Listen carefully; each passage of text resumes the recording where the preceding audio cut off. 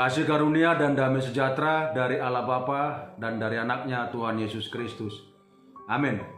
Salam, selamat bertemu kembali dalam renungan harian Gereja HKBP Resort Surabaya, Senin 16 Maret 2026. Adapun firman Tuhan yang menjadi renungan kita tertulis dalam Kitab Yunus, pasalnya yang pertama, ayat 2. Demikian firman Tuhan. Bangunlah, pergilah ke Niniwe, kota yang besar itu. Berserulah terhadap mereka, karena kejahatannya telah sampai kepadaku. Sampai di sana firman Tuhan. Dan adapun yang menjadi topik renungan ini adalah panggilan Tuhan bukan sebuah pilihan. Sekali lagi, panggilan Tuhan bukan sebuah pilihan. Ada 4 hal paling tidak yang bisa kita lihat dari firman Tuhan ini. Yang pertama, panggilan Tuhan untuk memberitakan firman-Nya ini sebenarnya merupakan kesempatan istimewa yang diberikan kepada setiap orang percaya. Namun ada kalanya motivasi terselubung mewarnai setiap keputusan untuk menjalani panggilan itu.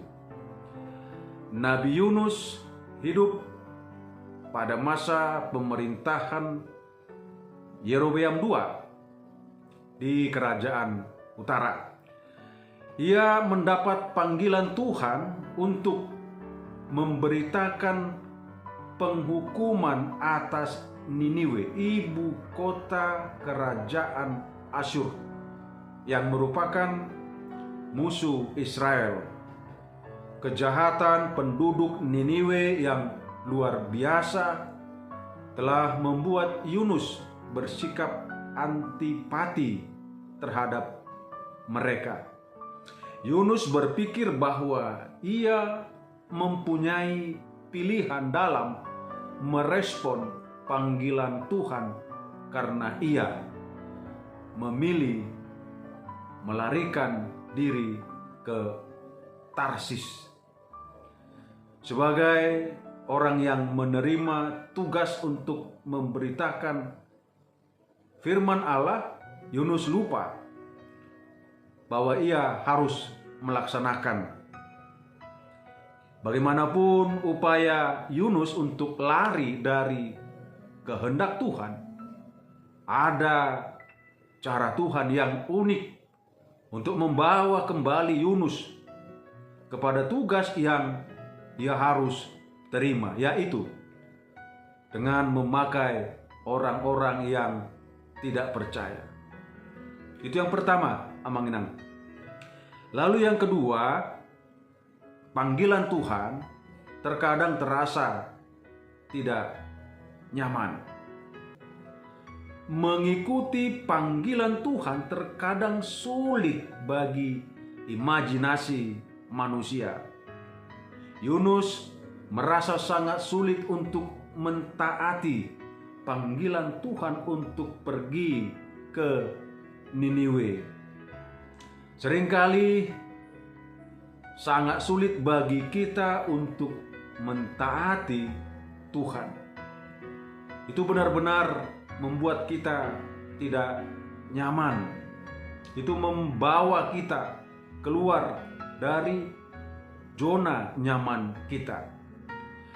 Panggilan Tuhan mengharuskan Yunus keluar dari zona nyamannya. Sekarang kita mungkin bertanya-tanya, mengapa Yunus bertindak seperti ini?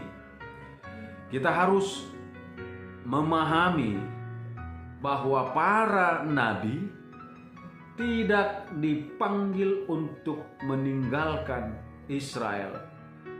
Mereka dipanggil untuk bernubuat kepada Israel.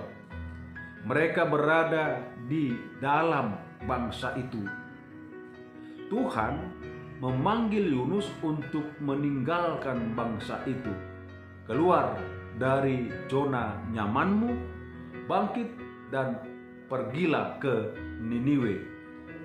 Itu tidak nyaman bagi Yunus. Yang ketiga, kepastian akan rencana Allah yang harus terlaksana melalui hambanya ini tidak dapat dihalangi oleh apapun. Bahkan sang nabi tidak memiliki pilihan untuk menolak atas penentuan Tuhan. Seekor ikan besar datang dan menelannya, sehingga ia harus berada di dalam perut ikan selama 3 hari 3 malam.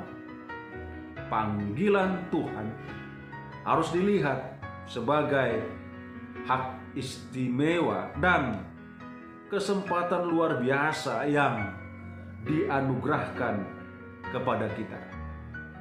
Ini bukan pilihan antara kehendak kita atau kehendak Allah.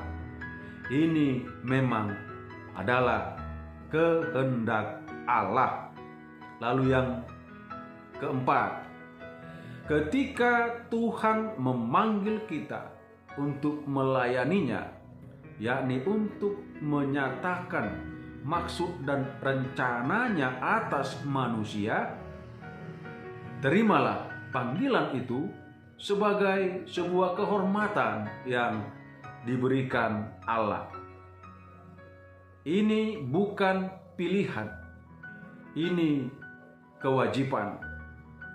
Jangan pernah berpikir untuk lari dari tanggung jawab itu, sebab Dia akan mengejar kita dan tangannya yang kuat akan mengarahkan dan menuntun kita kembali untuk menjalaninya. Terimalah panggilan Tuhan. Amin. Kita berdoa. Terima kasih Tuhan buat sapaan firman-Mu dalam renungan harian hari ini. Tuhan, kami mau melalui Yunus yang tadinya dia memilih untuk menolak panggilan Tuhan untuk memberitakan firman Tuhan kepada penduduk kota Niniwe yang dianggap oleh Yunus bangsa yang tidak layak untuk menerima pengampunan dari Tuhan karena kejahatan mereka. Tetapi melalui renungan ini kami mau diingatkan bahwa orang Niniwe sekalipun yang di luar bangsa Israel mendapat tempat perhatian bagi Tuhan, asalkan mereka mau bertobat, meninggalkan kejahatannya. Tuhan Maha Pengampun. Berkati firman-Mu menjadi kekuatan untuk meneguhkan iman kami, agar panggilan Tuhan untuk melayani Tuhan di tengah-tengah kehidupan kami boleh kami respon. Itu merupakan hak istimewa kami. Berkati gereja-Mu Seresot Surabaya, berkati juga Tuhan pekerjaan kami. Ampuni dosa dan kesalahan kami. Dalam Kristus Yesus kami sudah berdoa. Anugerah Tuhan kita Yesus Kristus, kasih setia Allah Bapa dan persekutuan Roh Kudus menyertai saudara-saudara. Amin.